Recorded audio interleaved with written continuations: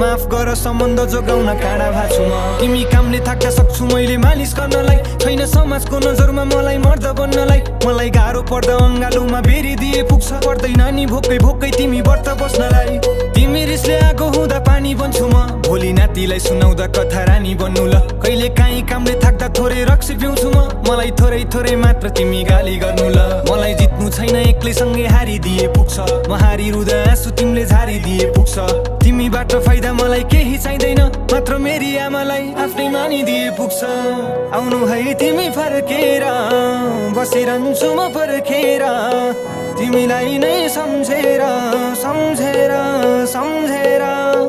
आउनु है तिमी फर्केर बसिरहन्छु म पर्खेर तिमीलाई नै सम्झेर सम्झेर सम्झेर